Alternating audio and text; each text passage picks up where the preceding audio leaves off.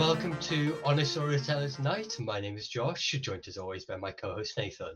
Hello. What have you been up to, mate? How have you been? So the past week, it's just usual stuff, work, YouTube, everything else. But I did have an interesting Sunday yesterday. Me, the other half, Jack, and my mum went out to Cardiff and went to the Ivy for afternoon tea. It was rather nice. Ooh, okay. It was quite a swanky place. It was not bad. It was good. But the main reason to go out to Cardiff, Justin Yeah. Hayward, and fantastic. Wanted to see him live like my entire life. So yeah, it was an experience for me. No, but maybe not everyone else was quite as into it as me, but I don't get it. And he did, my two favorite songs, Night and White Satin, obviously classic Moody Blues, and my favorite song of all time, Forever Autumn, All the Worlds. And his voice has aged, but he can still sing. It was just, it was absolutely loved it. It was well worth it. Definitely like a 28-year-old bourbon type of situation there.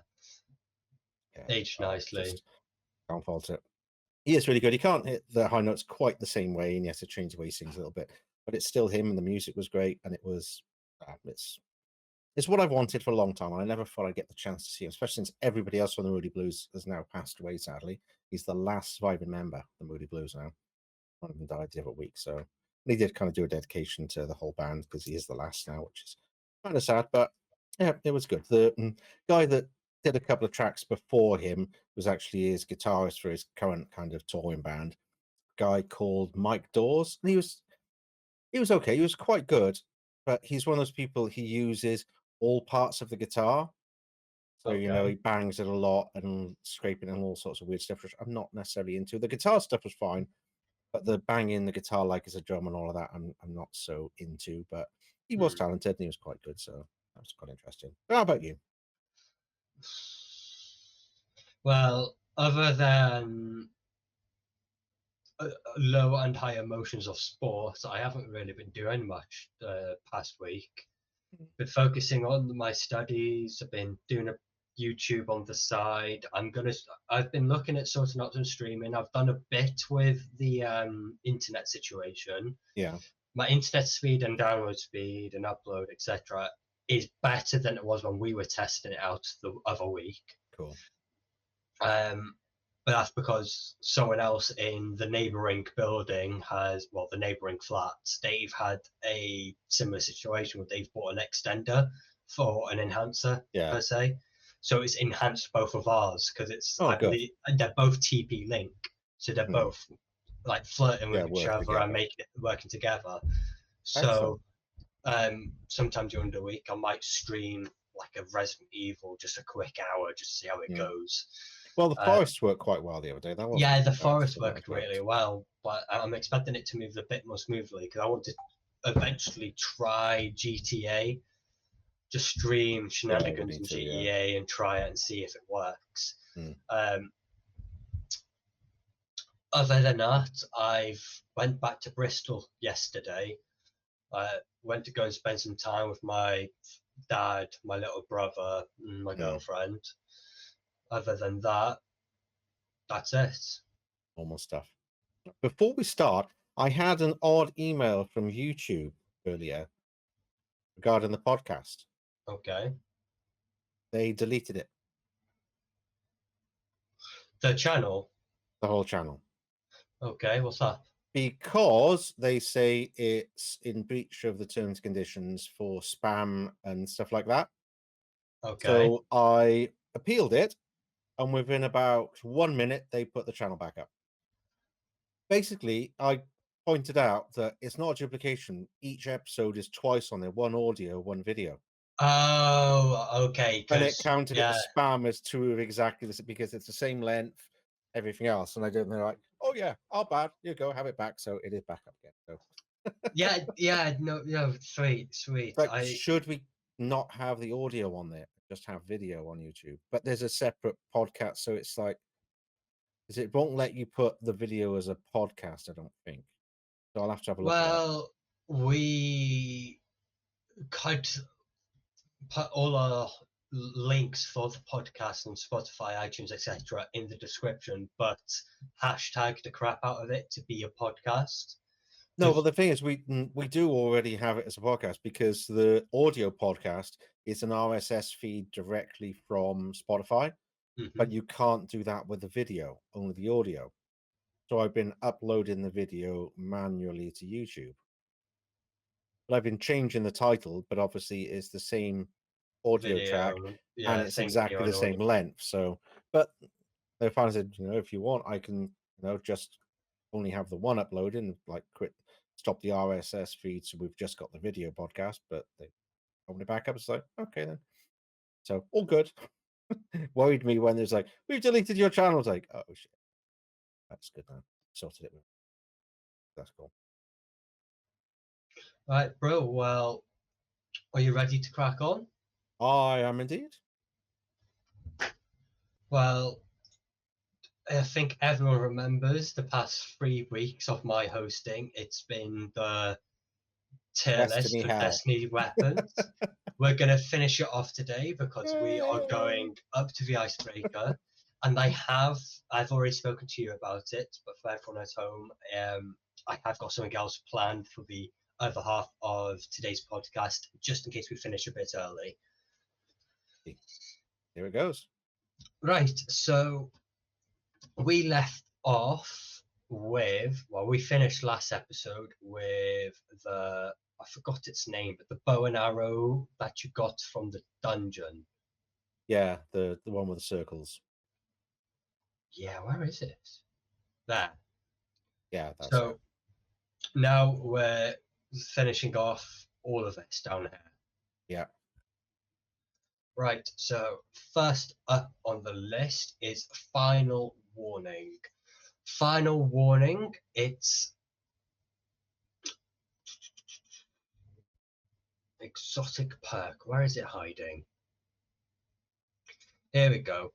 All at once, holding down the trigger, mark targets with range and loads of multiple bullets, which fire in bursts with increased stability on trigger release. Hitting a marked target with a fully charged burst will unravel them all. So when we got the weapon, I did not stop using it. I remember it was my first weapon choice at the end of the Lightfall campaign. Yeah. I didn't stop using it. What about you? And it got better as they started to do more unravel stuff and threadlins and all that. You could really combine it with other stuff to make it quite good. So yeah, it was pretty good back then, wasn't it? I don't know the last time I used it, mind, when we were playing, but for the time it came out, yeah, it was pretty good, wasn't it? So my initial instinct was A, because I think it's. But the problem is, where an A, in my opinion, it should go there behind Traveler's Chosen. Behind Traveler's Chosen, yeah, that's fine with me. That's fine. Because it was good, but it lost its kind of charm when we lost some of the other stuff to go with it, like the seasonal artifacts and stuff, because there was a lot of kind of strand stuff going on. And then once it wasn't strand focused, it kind of just became a bit, it's okay. Well, the next weapon, which we both haven't got, is Conditional Finality, the one that has Stasis and Solar. So we're going to put that in. We don't have. Nope. However, the next one is Deterministic Chaos. The Deterministic Chaos Exotic Power Machine Gun. We did get this. Really? Yes, the one where we had to take Nimbus through the Black Garden. I can't even remember. That's how good it is. So what does it do? I can't remember. So what's this perk? So Vex Decimal, strong against shield-piercing barrier champions. While holding down the trigger, every fourth heavy metal projectile also weakens targets on impact. Heavy metal. Whilst holding down the trigger, every fourth bullet becomes a heavy projectile that makes targets volatile on impact. And for us to be able to rank it, I'm going to get an image up. Because otherwise it will be one person, but we've both got this. Yeah, I kind of remember having to use it against the Vex Harpies and all that kind of thing as we went through the Black Garden. I remember bits of it, but not that much. Here's the images. Do you remember that? I vaguely remember using it, but only because we kind of had to during the mission. Because you picked it up and you had to use it to do certain things, didn't you? Yeah, but And I didn't use it after that point, I don't think. I did a lot. But at the point of realizing it actually isn't that good of an exotic weapon at that stage, they just threw it in.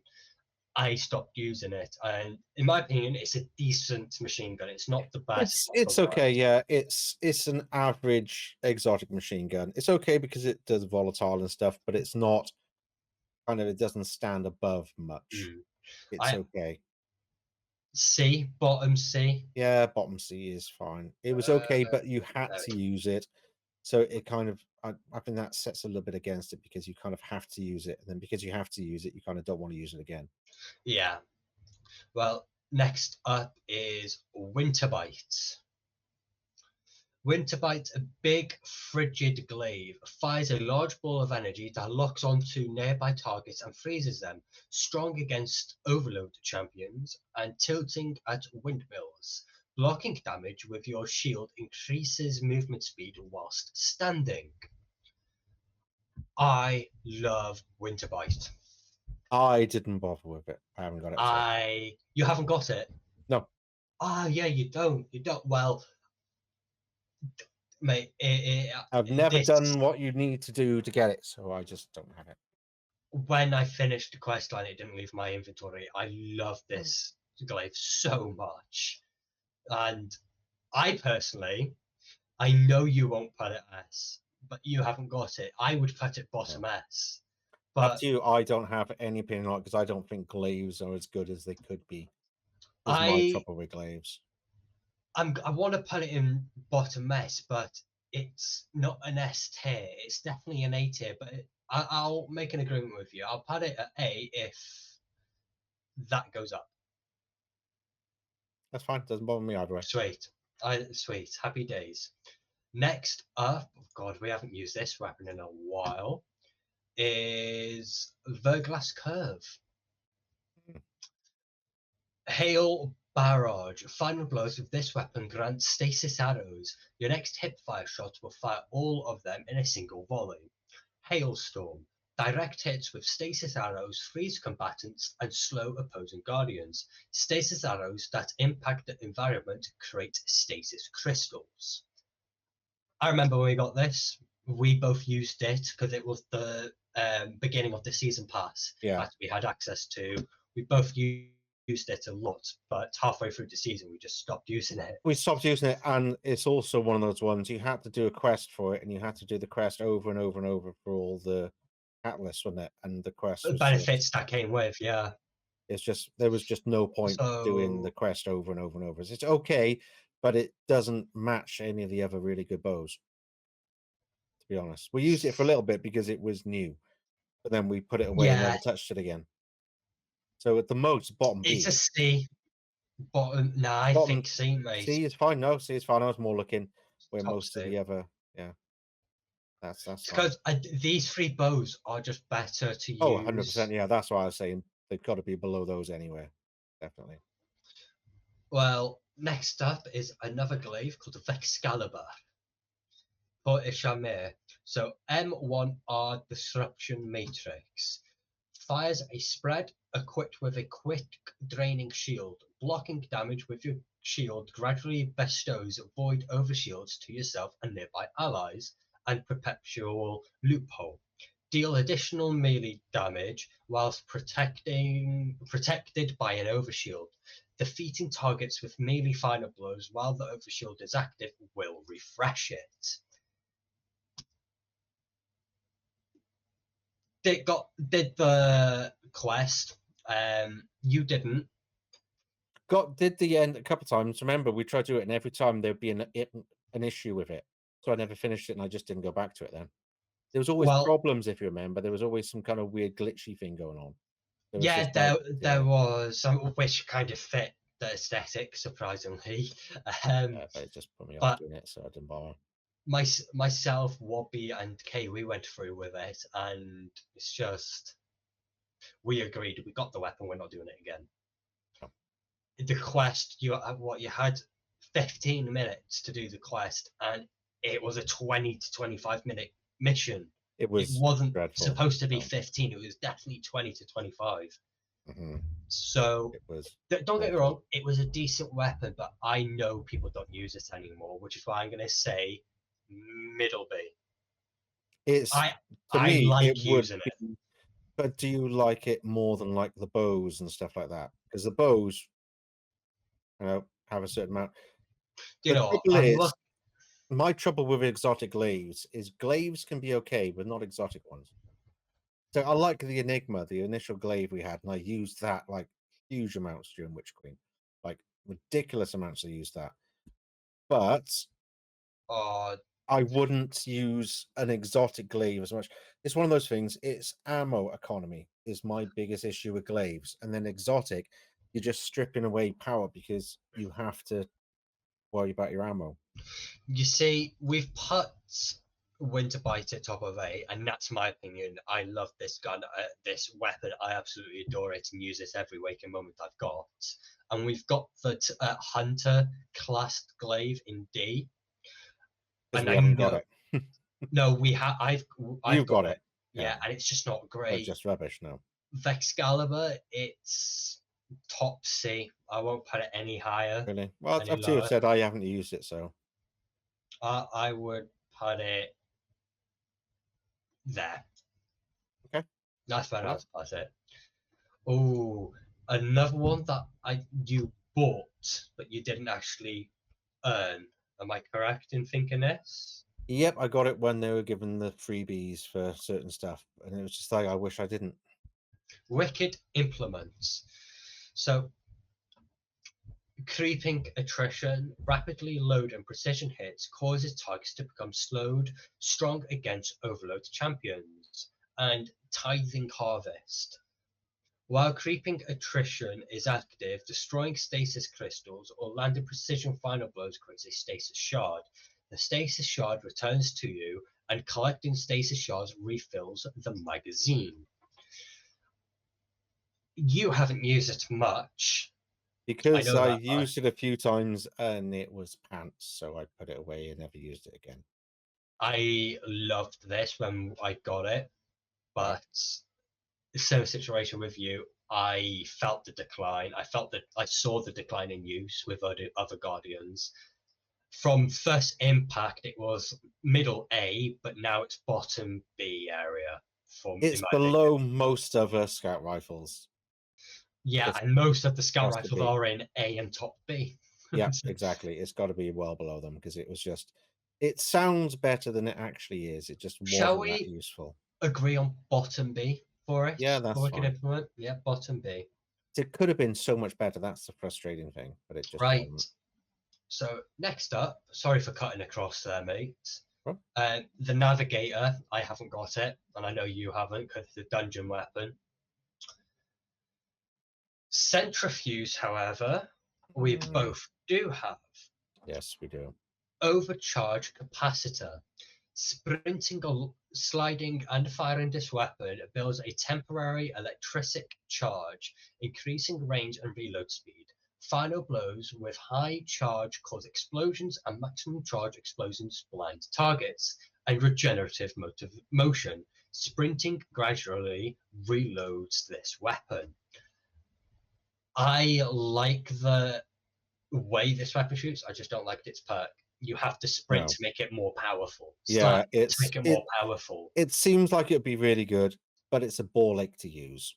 It's too many things you have to do to get the most out of it. Whereas Risk Runner, for instance, you just have to stand in some bloody pools of crap, and it becomes great. But that one you have to run around like an idiot, and it's not fun.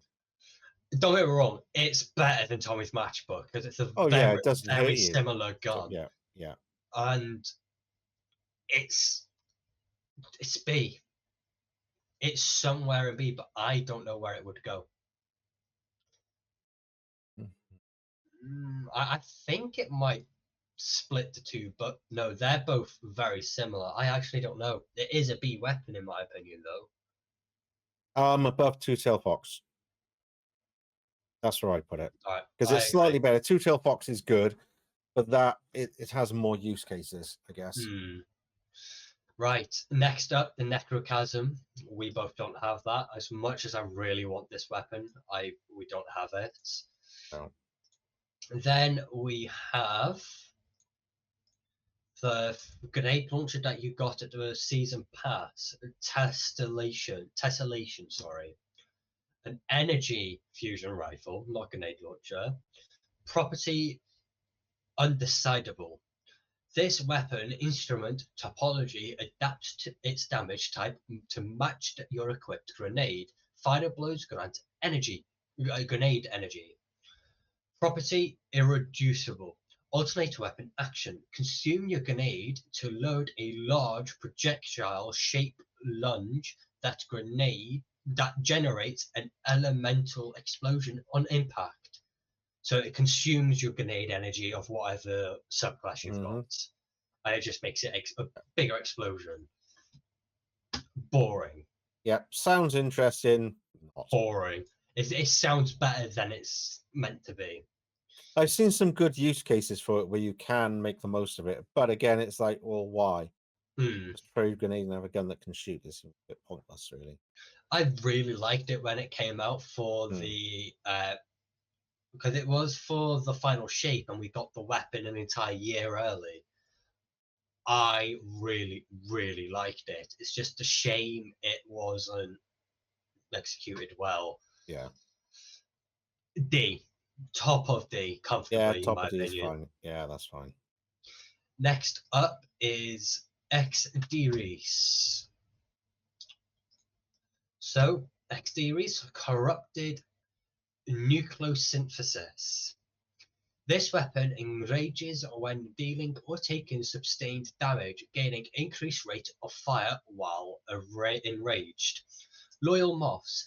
Final blows with rapid direct hits with this weapon create a loyal moth. The moth will seek out nearby targets and detonate, damaging and blinding them. Exotic perks and exotic armor pieces enhance loyal moths, which I believe you did a fair bit with when it came to loyal moths. Yeah, well, there's Moth Keeper gloves, and it became really, really good. It was good fun because you're just throwing moths everywhere, and you're destroying bad guys and healing your allies. So it was, yeah, I enjoyed it. It was good fun, and it was different. That's what I liked about it. What my favorite thing about it is not what it does, is what it complements. It complements the Hive Knights because Queenbreaker F complements the Randalls from the Elixni and Captains, all of those long charged shots that just wipe you out somehow. Exderis is a grenade launcher from Hive Knight. Yeah, exactly. And it's so much fun having a weapon that we faced so many times and having a similar one to ourselves. It's great. And it's actually not that bad. It's actually a really, really good grenade. And when you combine it with enough different, like I said, like using the gloves that turn all your grenades into moths as well, everything else, it just becomes a lot of fun to do. Yeah, I loved it. I think it's a brilliant. I think it's A, but definitely. I'm going to put it above Divinity, just above Divinity there. That sounds good. Oh, next up, this is when we slowly started to see the slow descent in Destiny, because they were relying on exotic missions having constant missions inside of them. Wish Keeper. So Wish Keeper, Snare Weaver, precision hits and final blows build energy towards a Snare Weaver arrow that can be fired from the hip on impact. Snare Weaver arrows create a pattern of traps that suspend nearby targets. Silkbound Slayer. This weapon deals bonus damage to suspend targets. Gain faster draw time for a short duration when you suspend a target from any source or damage a suspended target with this weapon. Great idea when it came out. It was D or F for me. It doesn't do it. And once again, the mission was just frustrating as hell. It's there's another bow that we've ranked. I don't remember which bow it is, but it's the perfect opposite to what it was. Wishender. It was opposite to Wishender because they were both Ahamkara. Wishender is by far the better bow. Every other bow is by far the better bow. Yeah. Let's be honest. It was just, yeah, it's just. And it was the mission. You do it once, and you just do not want to do it again. No, in my opinion, the worst part about it is the beginning, because we heavily relied on Wishender, the barrier champion, and the overloaded bow. It's like, oh, it God, was two so birds, stupid. one stone, two birds, one stone right here. Yeah, it was an awful mission to do. Did not like it. Did not like it. However, this weapon, I still want this weapon. I know, I wanted that and just badly. didn't get it. Buried Bloodline. I so want this weapon, but we haven't got it. Nope. Next up, however, is Hothead. Let me just get it up on my GG. Hothead? No, it's Dragon's Breath. What am I on about? I'd say Hothead isn't an exotic. No, Dragon's Breath. Composite propellant. Rockets embed themselves in struck targets and periodically eject incendiary fuel that inflicts scorch. The longer this weapon goes without firing, the more fuel the next rocket contains. Strong against unstoppable champions. High octane. Igniting nearby targets partially replenishes fuel. This weapon refills itself from reserves upon gaining maximum fuel. Absolutely love this rocket launcher to bits. They made it better in Destiny 2. Never played it in Destiny 1, because I've hardly played Destiny 1, to be honest. I played it a little bit, but didn't end up playing that. In Destiny 1, this was arguably better than Gjallarhorn, and Gjallarhorn was arguably better than Dragon's Breath, but Dragon's Breath here in Destiny it was 2, quite fun to do, being able to like just scorch everything and doing all that. It was, for a rocket launcher. See, I would put it in A, but for me, it's top row. Would you agree, or would you? I wouldn't, because once again, it's a rocket launcher as an exotic, and I'm not. You know, it doesn't. Okay. I think a lot of times you can get away with a normal rocket launcher and a better exotic. Its perks are okay, but they're not gonna change the tide of war. You know what I mean? Okay, yeah. Then say middle to bottom A. Yeah. I would put it above Skyburners. Yeah, that sounds good. That's just above Skyburners. It doesn't hit as hard as a heavy weapon should, such as this very in particular sniper rifle here, which I completely forgot. The Whisper of the Worm. So it's not as heavy as Whisper of Worm, but it makes up. It's good, but what case are you going to take it over a different exotic? That's the thing. And if you need an exotic rocket launcher, you're going to take Gjallarhorn on. Yeah, just because of the 100% power of the time. It'll help everybody else with rocket launchers. So it's more of a fun weapon to use in like Nightfall or something. Yeah, definitely. It's a good way of getting Balls of Light as well. So next up is the Khvostov ZevNG 0X Enhanced. The right choice. Every 7th bullet from this weapon ricochets to nearby target and shoots to loot. Shooting an orb of power picks it up. Shooting an ammo brick picks it up and automatically reloads all of your equipped weapons from reserve, which just makes Khvostov better. I love this gun so much. It's good fun. I would put it middle A. Middle A is fine because it's really good, but once again, there's better choices for a lot of things, but it's one of those kind of, it's good wherever you want to use it. It doesn't need a specific type of content to use. You could just use it most places. So I'd put it above the Manticore. In my opinion, it is a better weapon than everything below it in A. Once again, Manticore I'd use in specific situations, yeah, and it executes very well at those set specific instances. Yeah. Right, next up is Euphony, which neither of us have because it's the raid weapon. Yep, don't have it. However, Still Hunt, oh, I love this gun. Still Hunt, Cayde's Retribution. picking up other power or land precision hits to charge this weapon's super bar. Once full, alternate weapon action to fire golden gun shots. Sharpshooter. This weapon gains passive bonuses to target acquisition, aim down sight, speed, and flinch resistance. The bonus increases when this weapon super mode is active. I love Cade Retribution for this gun. Good. Still Hunt is amazing. And combining it with Golden Gun anyway, and it's just you've got Nighthawk. Nighthawk is just brilliant on it.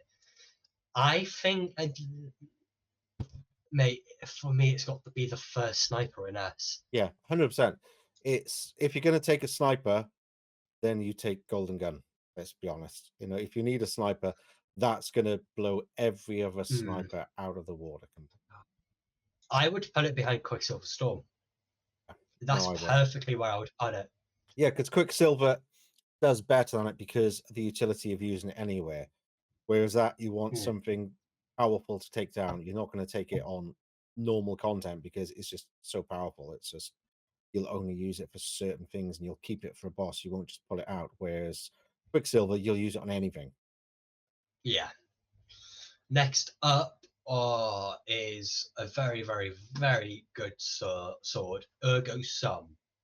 So I'm not going to read out the exotic perks because there's 1, 2, 3, 4, 5, 6, 7, all 8 of them. There's 8 exotic perks. But the weapons they copy is, I'll just say one weapon for instance, is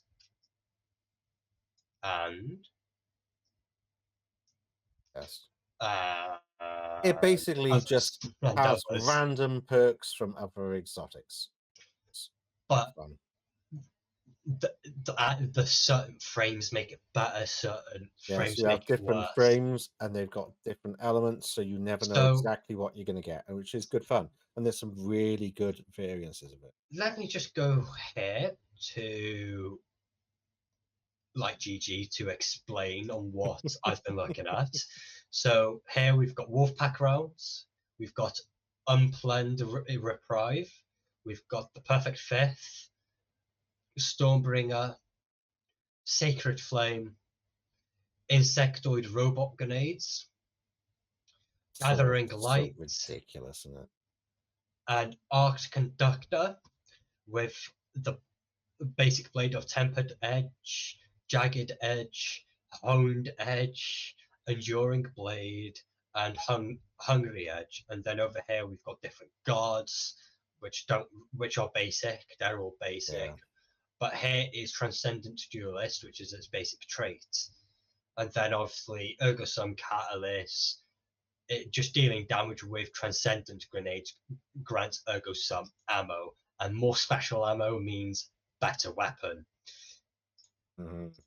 It's brilliant. So I bottom S. Yeah.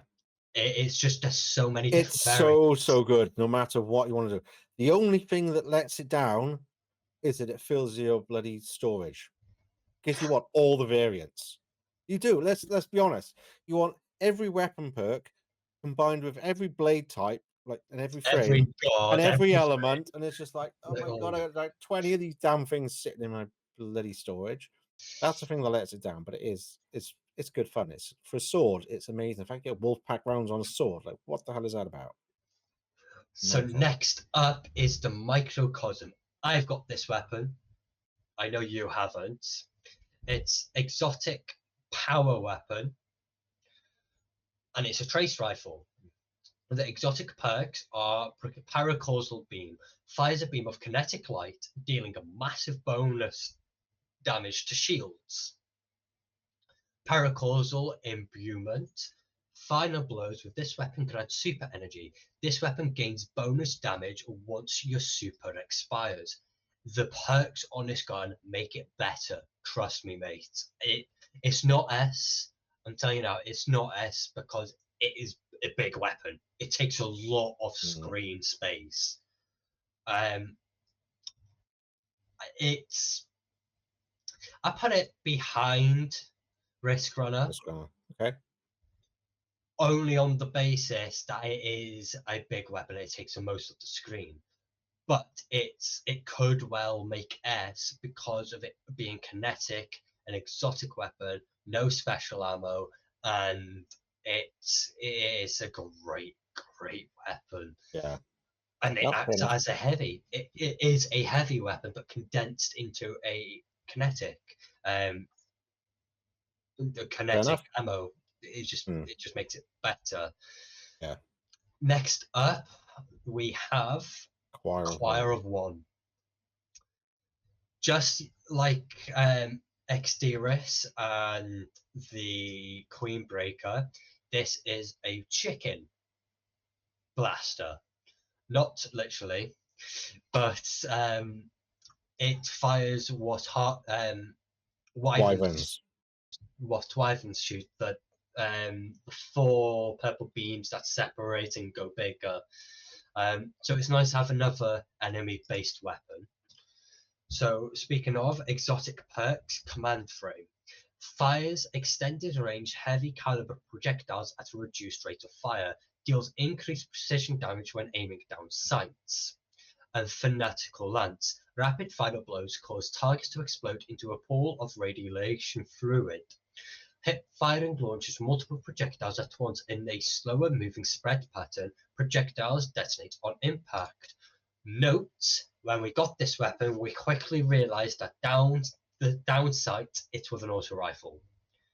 But to the hip, it was more of a scout rifle shooting slowly, but it had the hit of a shotgun. I don't know where I'd put this other than top B, low A. Yeah, because it seemed really good, but we used it as much as we didn't use it, if that makes sense. It's like we used it straight away and then put it away. We used it as much as we did the quest over and over, but we only used it when we used the quest. Yeah. Or did the quest. I would say in between these two. Yeah, that's fine, because it does have some good abilities, but is it definitely, or do you know what, I'm putting it beneath Devil's Ruin and Cryesthesia, because they're both similar weapons. They just are different, but Choir of One, it would be middle A, but over time it's gone down in value. Next up is definitely something that didn't perform well in Destiny 2 that it did perform well in Destiny 1 is Red Death Reformed. Redemption, final blows with this weapon cure you and increase reload speed. Reloading after final blows cures nearby allies. Definitely one of the best exotic perks in the game, in my opinion. But inverse relationship, when you deal damage with this weapon, it gains increased handling, takes reduced flinch, and movement speed is increased for a short time. When you are at reduced health, this weapon deals additional damage. I didn't like Red Death Reformed in Destiny 2. I just preferred Red Death in Destiny 1. I never tried the original. I quite liked it. I thought it was quite good because it's one of those things that can help keep you alive longer. See, with it worked quite well. Red Death in Destiny 1, it felt like a proper pulse rifle, but in Destiny 2, it feels like a free burst scout rifle. It just does not feel like a pulse rifle to me, and it doesn't act like it. No, but I did find it quite good. I said the whole being able to keep you alive quite well in difficult situations to just kill stuff you've got some health back worked quite well, I thought. So where would you put this? Because I know you like this more than I do. Bottom of A, top B, somewhere around there, because it's quite good, but you have to remember about it to pull it out, and you're only going to use it if you think you might die. Shall we put it behind Choir of One? Yeah, no, that's fine. Because it is really good for what it is, but you have to remember about it and realize you're going into a situation that you can probably die quite a few times and it might save you. That's the only time you'd really use it. Yeah, agreed.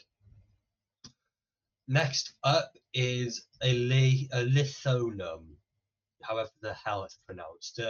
Exotic kinetic stasis grenade launcher. Exotic perks are Harvest Spike. This weapon fires a Harvester Spike projectile. Dealing final blows with this weapon creates a single vestige at the target's location. Implementing more powerful combatants, impaling more powerful combatants with the projectile creates a steady stream of vestiges from the target. Vestigial alchemy. This weapon gains energy when you pick up vestiges and allows you to create ammo at the projectile impact point for you and your allies. Special ammo mode unlocks at 50% energy, whilst heavy ammo mode unlocks at 100% energy. To transform vestiges into special ammo, alternate weapon action to activate special ammo mode. Alternate weapon action a second time to activate heavy ammo. Great weapon, too much to do. It's like I'm listening to that and I'm just going, that's just too much. It's a nice grenade launcher. It's just got too much to do for it. It's too much hassle. You're not going to use it ever because you have to try and remember all of that shit. It's better than Verglass. I will say it's better than Verglass. So I'm saying bottom B. No, that's fine. It should have been so much more than it is, but they've just made it overly complicated and you just never will use it. However, mate, we have reached the end. Finally. Icebreaker. But we don't have the damn thing. But I will, because it's still that part of it, I will say it. Exotic perks for Icebreaker, no. Payback. Final blows or assists with any other weapon or ability have a chance to create ammo for Icebreaker. Defeating powerful combatants will create multiple rounds. Icebreaker. Defeating a target with this weapon causes them to explode. Precision final blows or shattering a frozen target instead triggers an ignition. I really want this. I will one day play Destiny 2 again or Destiny 3 and focus on Icebreaker. There will be a Destiny 3 and Destiny 2 ain't going to last much longer by the looks of it. But there we have it, mate. These are the weapons that we don't have between the two of us. These are the weapons we haven't been able to use since we stopped playing. Do we agree with that? We're going to finalize the rest of the entire rankings out. To be honest, I'm looking through it. There's not much I want to change. I think we've done pretty well. Again, it's our own opinion. If you want to move Hawkmoon into F, I wouldn't say no to that. But, other than that. It's a decent gun. I agreed with bottom C because I was going to say top B. But you wanted F, we met in the middle with Hawkmoon. Other than that, it's all... Everything in D looks fine. Everything in C looks fine. Everything in B. Ooh. What have you seen? Sunshot. Mm-hmm. I might want to put it there. Yeah. It is better than Jotun, Isnagiberg, and Huckleberry. It just is. A.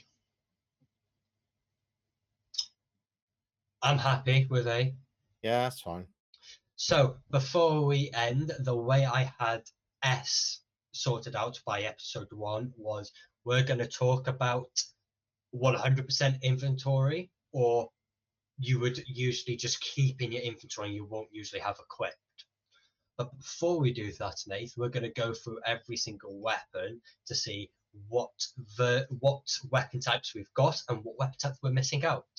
So we have sidearm, auto rifle, hand cannon, shotgun, sniper, sword, machine gun, fusion rifle, pulse rifle, linear fusion rifle, and rocket launcher, and bows. And the glaives. They're the weapon types. Yeah. So we've got a few missing. Yeah, in total, we've got 1 grenade launcher and only... Well, we've got 1.5 grenade launchers. So... Well, that doesn't really count as a grenade launcher because it's auto. Mini but it's got a mini grenade launcher. So we'll just say 1 grenade launcher. We've got 2 hand cannons. We've got 1 fusion rifle, 1 linear fusion rifle. No, it is fusion rifle. So 2 fusion rifles. We've got 1 sidearm, We've got 1 rocket launcher, 1 bow and arrow, 2 pulse rifles. We've got 1 scout rifle.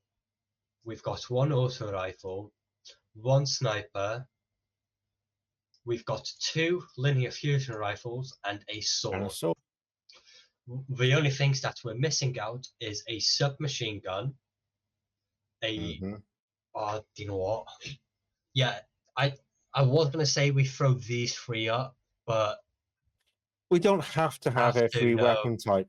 No, because then, like shotgun, nah. Glaive, nah. So we don't yeah, have to have each type. The only things that we're missing out is glaive, submachine gun, and the closest next will be miles away. God, we don't even have a shotgun in A.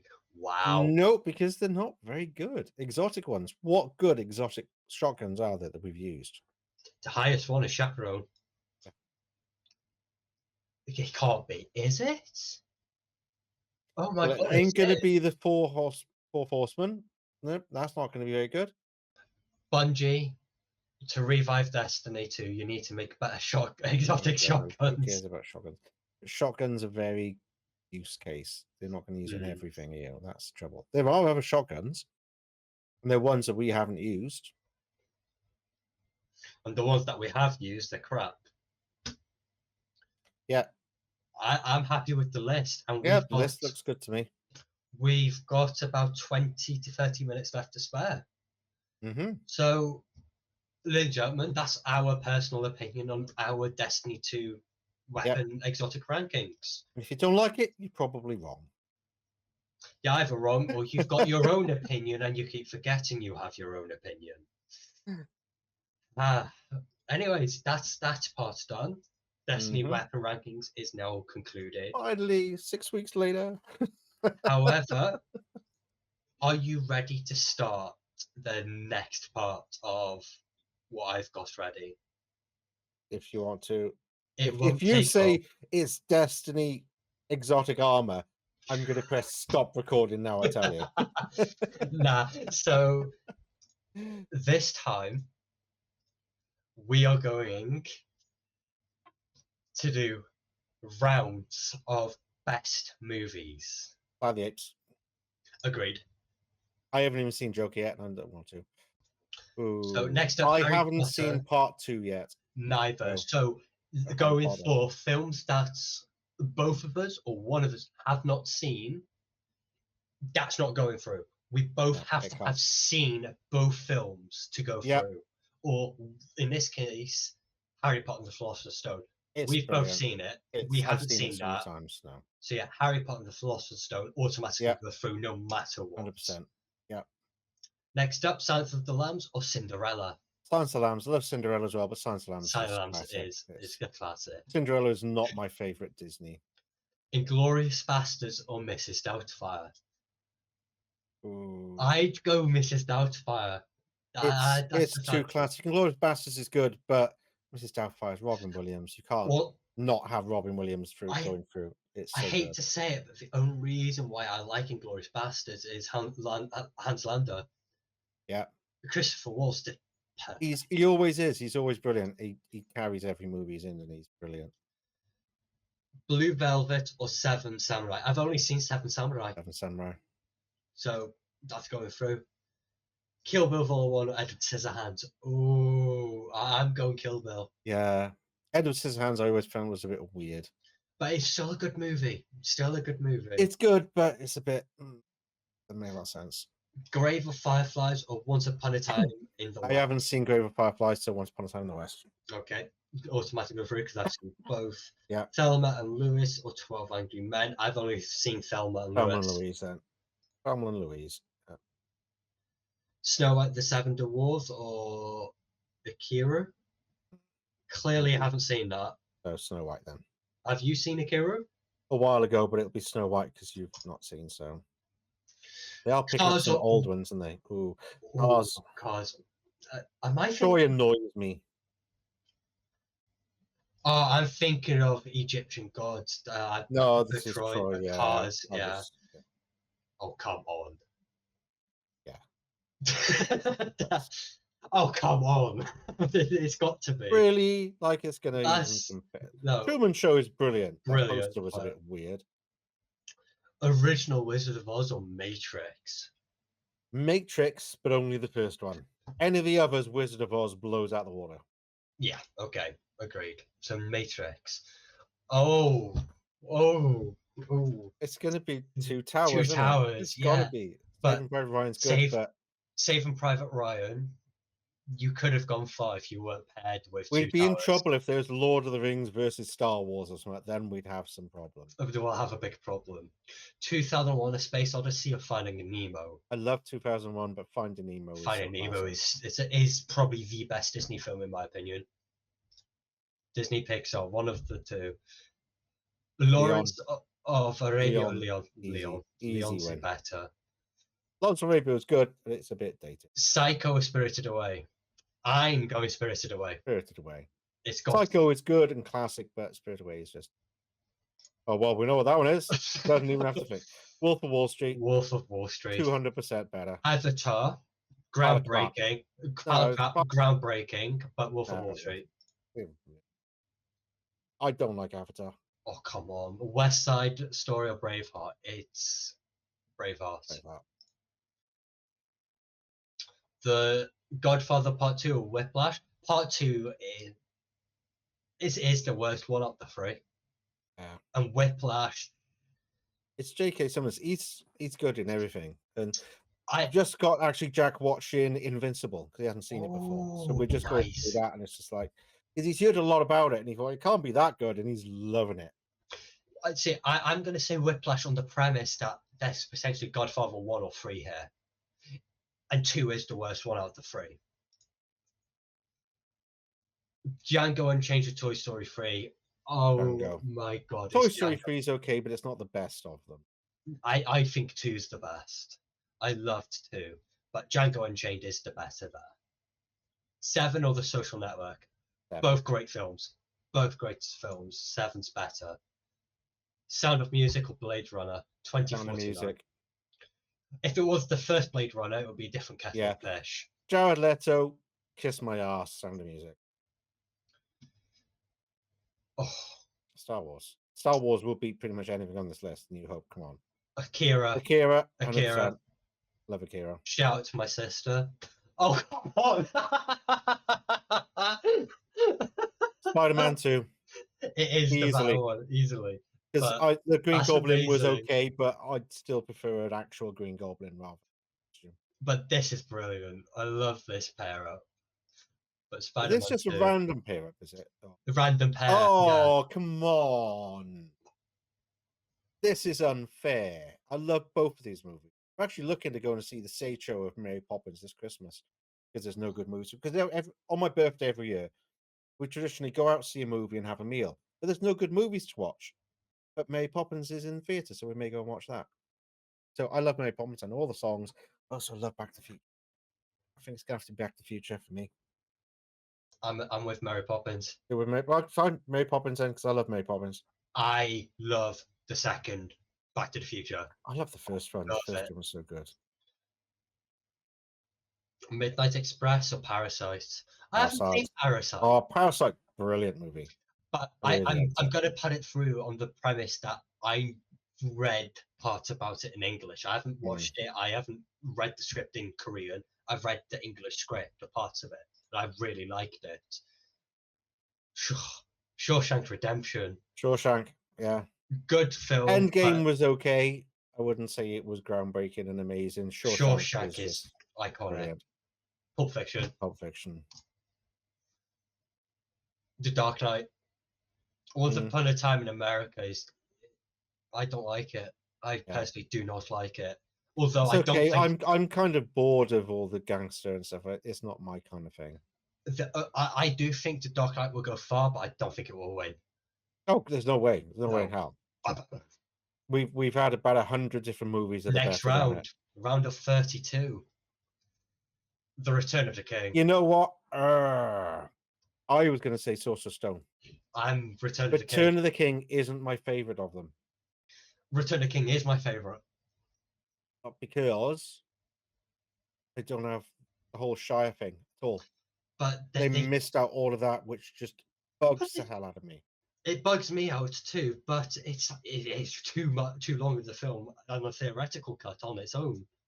I know, but I'm sticking. I'm sticking with Return of the King. And I'd still say Harry Potter out of the two. All right, then heads or tails? It's gonna be. So, what are you picking? Are you picking heads or are you picking tails? I don't mind. I'll let you pick. Tails for Wales never fails. Harry Potter's going through. That really leaves a bad taste in me. I knew it would.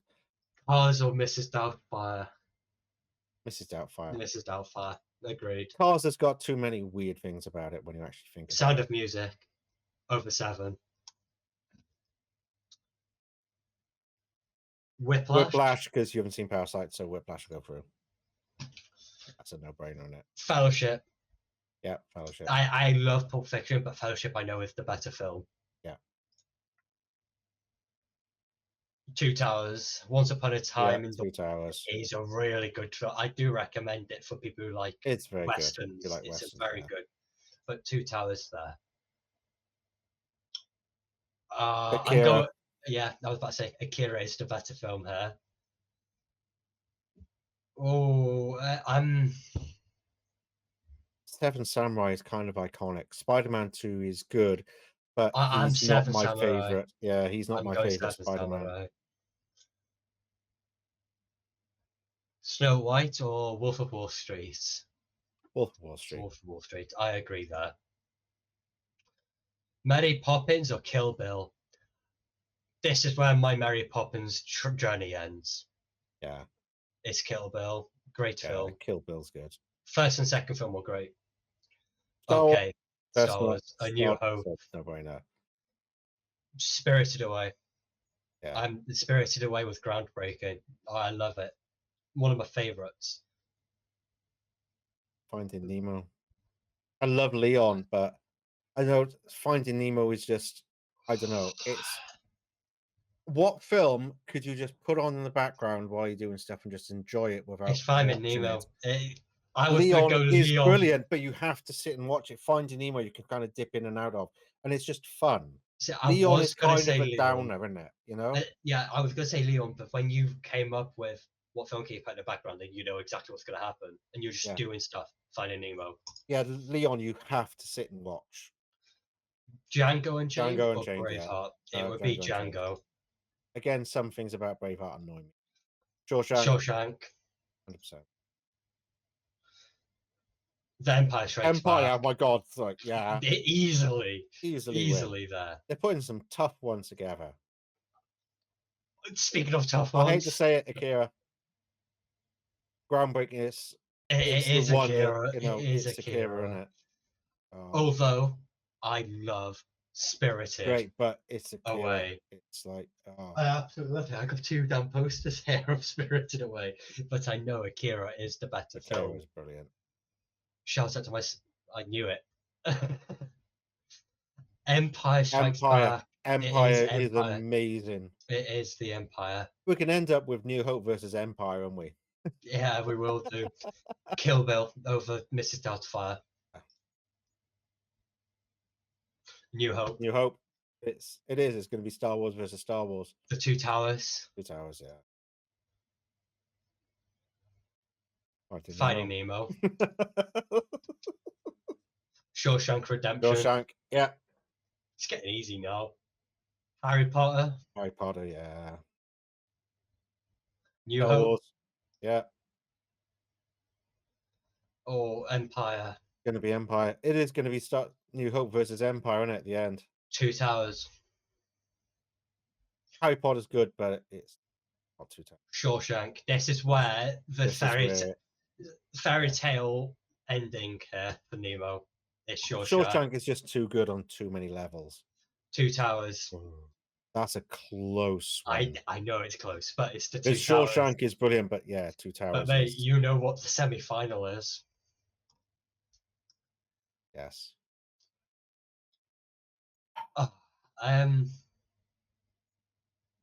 It's got to be what kicked it off, what started it all.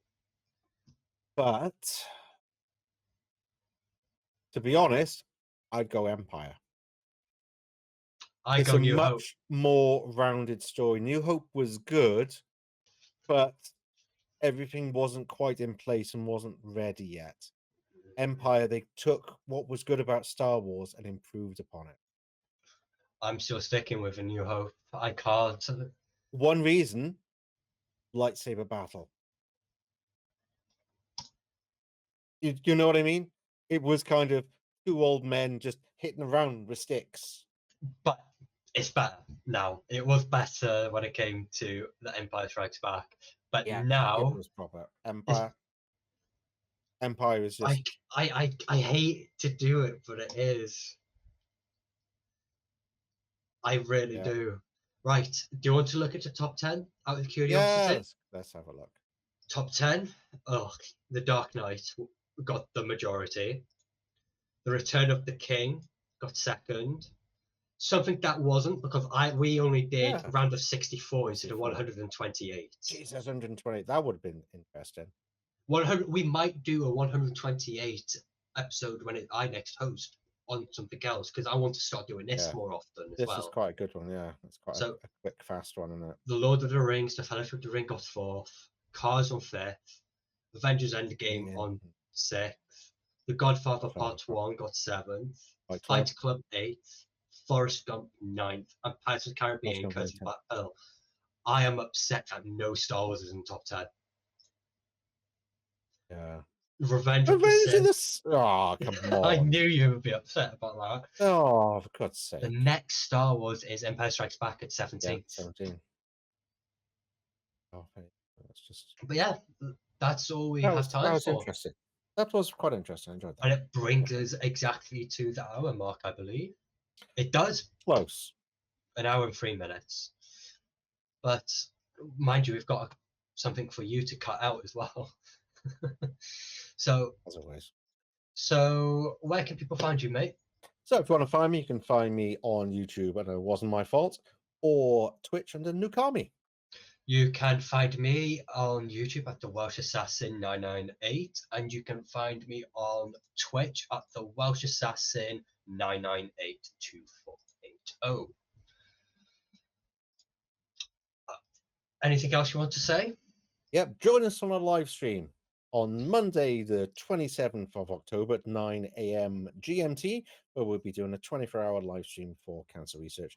We shall be playing GTA 5 online. We'll be doing all the heists, but we have a wheel of unfortunate events that will make it much harder for us and give us loads of modifiers and really stupid things to do. So you'll have to watch it. Here's the poster. That's myself. I've been publicizing it and whatnot on my channel, and I'm gonna, as of now, the new week started, I'm gonna be posting it on all my social media as well. Yeah, me as well. Right, well, in that case, welcome to Honest Storytellers Night, and see you next week. Bye bye. See you soon. Bye bye.